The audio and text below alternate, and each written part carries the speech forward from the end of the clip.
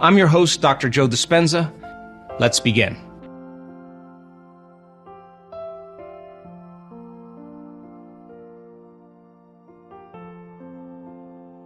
So the first thing is that people had this very strong belief that there was some innate intelligence within them that was giving them life. There was some energy, some force of life that made them more vitalistic and less mechanistic. Whether it was spiritual, whatever they wanted to call it, that there was some power within them that they acknowledged that was giving them life. The second thing was they realized it was their own mismanagement of their thoughts and their actions and their emotions that created their health condition. They realized, I actually had a strong part in this, and they started taking responsibility. Wow. And really they decided, I got to break the habit of being myself. Now, they really said, if I'm going to live the next part of my life with this health condition, I don't want to live like that person any longer. If I only have 6 months to live, I don't want to live that way. So they started becoming conscious of their unconscious self, and so conscious that they didn't want to go unconscious. And then they started thinking, number 3,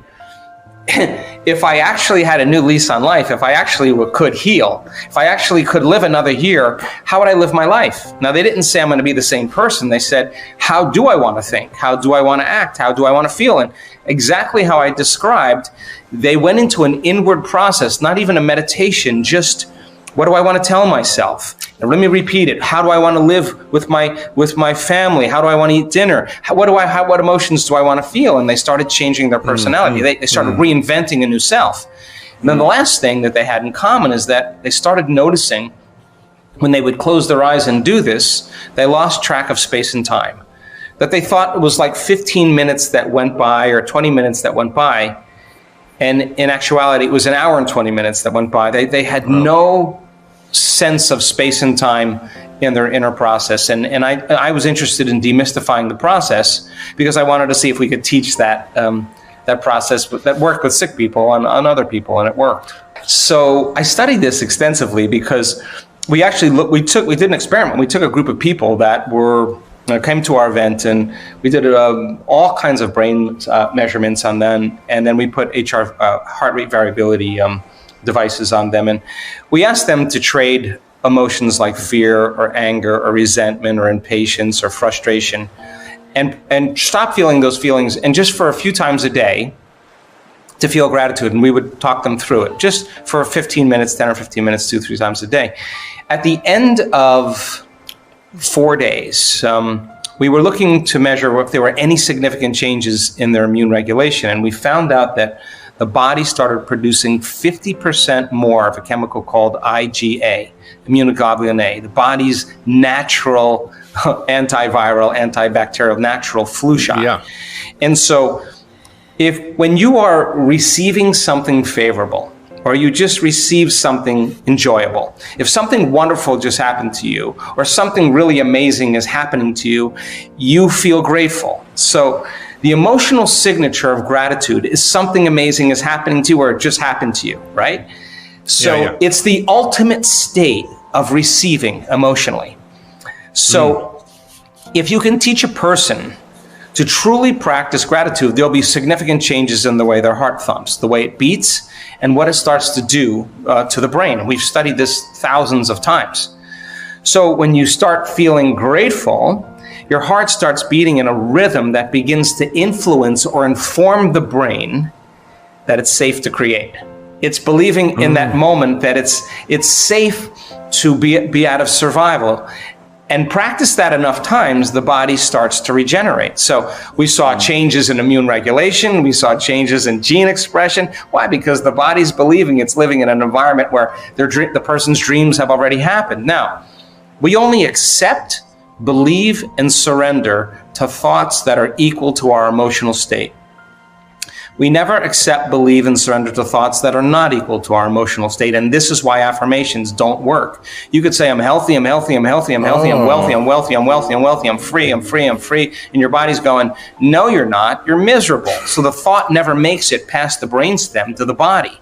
Teach a person to change from fear and break that conditioning and practice with enough times creating the same feeling of gratitude as automatically as they did with fear, it makes sense then that in a very short amount of time, you can see very significant changes in how the body regulates and how it functions. And the heart then starts to beat in this beautiful, beautiful coherent state. And so we started looking to see if teaching people how to do that and sustaining it, if it made significant changes. And without a doubt, when we accept, believe, and surrender to the thoughts that are equal to the emotional state of gratitude, that information programs the autonomic nervous system into a different destiny. Yeah. So then teach a person how to be in a state of receivership and gratitude. They can program their brain and body a lot quicker than when they're feeling fear and anger, because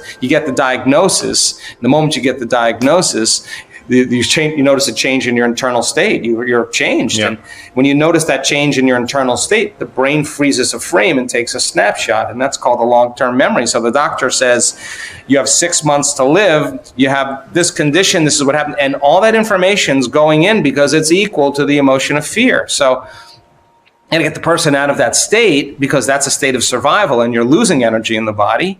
And in gratitude, you're regenerating energy. So get the person to a state of gratitude and then teach them how to program their brain and body. Then you start seeing changes in their autonomic nervous system. Meditation is not just to meditate and then get up and return back to the same person, flipping people off on the freeway and judging your partner. That's going back to the old self. Meditation is to prime the brain and body into a new state of being, right? And then maintain that modified state of mind and body your entire day. You got to be able to practice it with your eyes open, that no condition, no circumstance in your environment, no person, no thing, no craving in the body, no wrong choice. You got to be able to sustain that state. And if you can, get ready, because there's going to be changes in your outer world. That's the law. So when we started studying people that were healing in this work, that were diagnosed, a lot of them with immune-mediated conditions, Mark. Like autoimmune diseases and... Yeah, autoimmune diseases, from cancer to rheumatoid to everything in between.